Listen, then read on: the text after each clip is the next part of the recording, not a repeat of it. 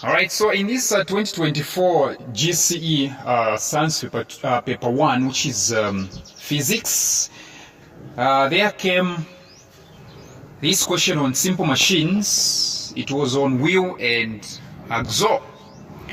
It was on wheel and axle.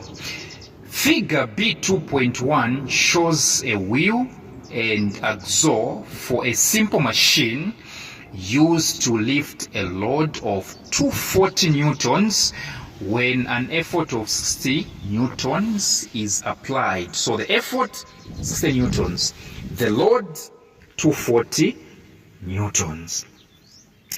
Question A, they are saying define a simple machine. Don't say a simple machine is a device used to make work easier. Yes, you can say that, but for you to carry, a mark like properly, try to say a simple machine is any device which, when applied with force, and then in brackets you say effort, will be used to overcome another force, in brackets you say load.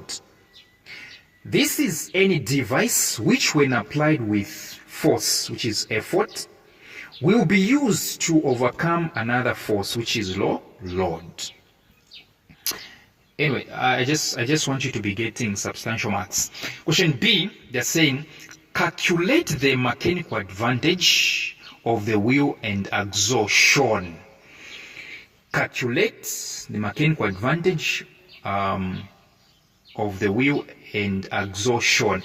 Do you know that the formula of the mechanical advantage and the formula of velocity ratio on wheel and axle are simply the same? Yes, it's the radius of the wheel over the radius of axle. Radius of the wheel over the radius of axle.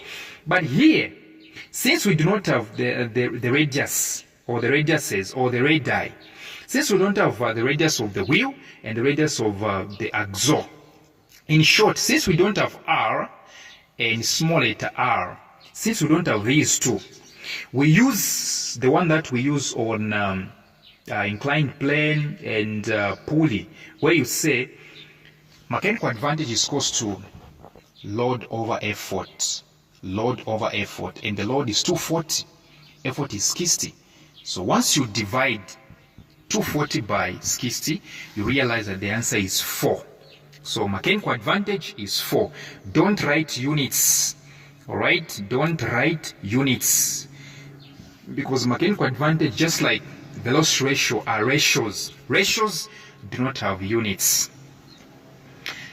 Question C, if the radii of the wheel, which is capital letter R, right, and the axle, small letter r, are 80 centimeters and 16 centimeters, which means the radius of the wheel is 80 and the radius of the axle is 16, respectively. Determine the velocity ratio of the wheel and axle. Velocity ratio, like I said, velocity ratio is equal to the radius of the wheel over the radius of the axle. So the radius of the wheel is 80 centimeters. Then you say over 16 centimeters, and your answer is 5. Again, no units. D, they are saying, what is the efficiency of the wheel and axle? What is the efficiency of the wheel and axle? Of course, you simply do the same thing that you do on a pulley and inclined plane. There are 3 formulas, but in this case we have mechanical advantage and velocity. So you say efficiency is equals to mechanical advantage over velocity ratio times 100. And mechanical advantage is 4. Okay, velocity ratio is 5. So you say 4 over 5 times 100.